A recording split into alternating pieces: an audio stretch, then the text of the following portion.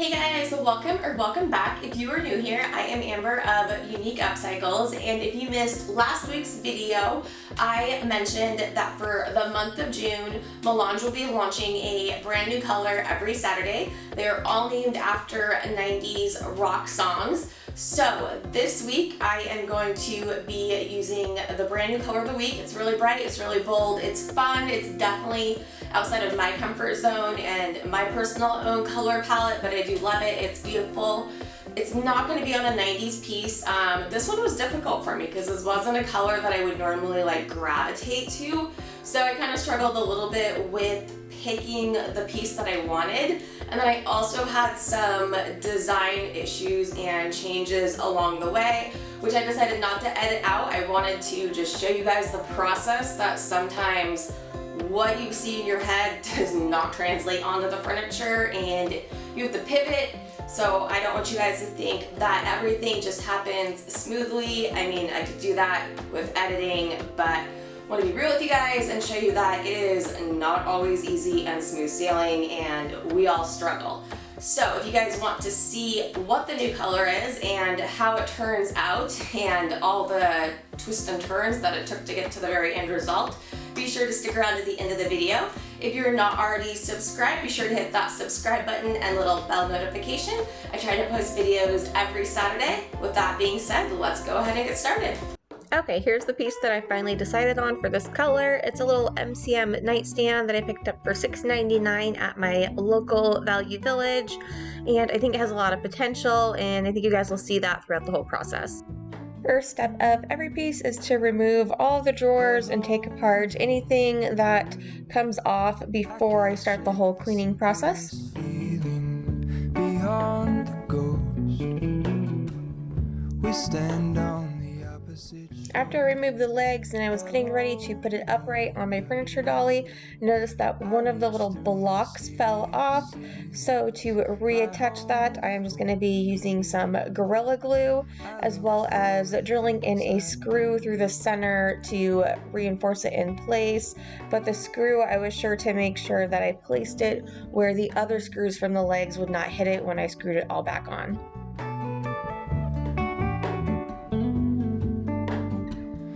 All in this, I stand alone.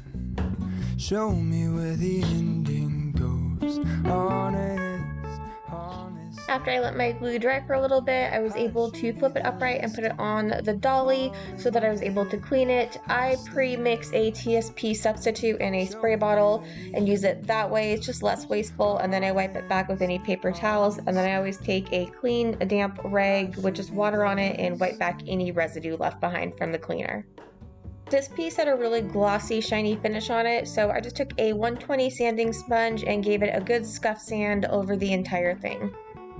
I filled any imperfections or damage with wood filler, and then I sanded it all smooth once it was dry with another 120 sanding sponge.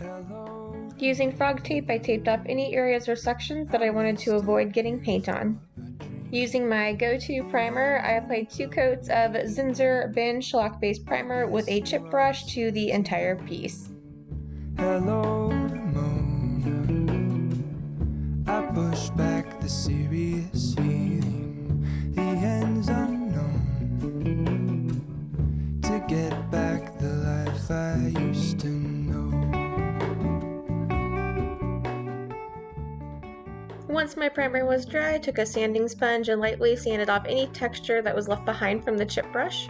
This week's new color is called Third Eye Blue. It's a very bright, bold cobalt blue. I applied 3 coats of this using my Zebra fan brush. Honestly don't. I should be the last to know. We're all in this. I stand alone.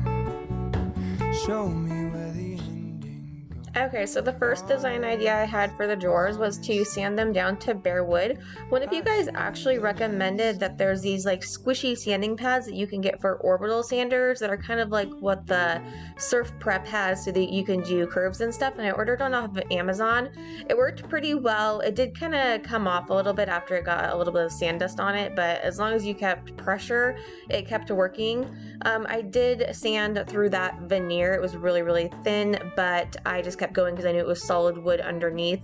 But it started to get really stormy, so I put the camera inside and then I just continued to sand it outside.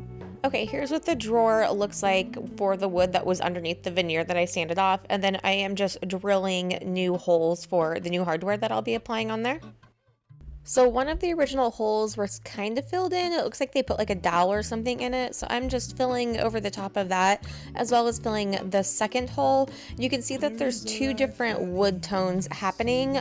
So I am going to do a paint wash using Three Trees Tan, which is really close to just like a natural pine color on the drawer to try to neutralize that darker wood tone to lighten it up. To do a paint wash or like a faux stain, you start by just applying a coat of water across the top. It's called like a slip coat. And then my brush is really wet and I dipped it in the Three Trees and I'm just coating the piece in that. So once I get it fully coated, I'm going to take some paper towels and wipe off as much as I want, and then you'll start to see the wood grain pop through. And then as it dries, the color will even out. You can do more coats if you want more coverage, or you could even sand back some spots if your paint got a little too heavy. And here's what the drawers look like side by side after one coat. One's finished, one is not. I decided to do a second coat of paint wash because I could still see some of that original like hardware holes showing through, so I thought that might help hide it.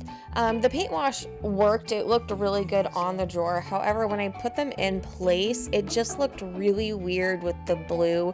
The way that the drawers are, they just stack right on top of each other, so it was like just this giant tan blob square just in the center of it.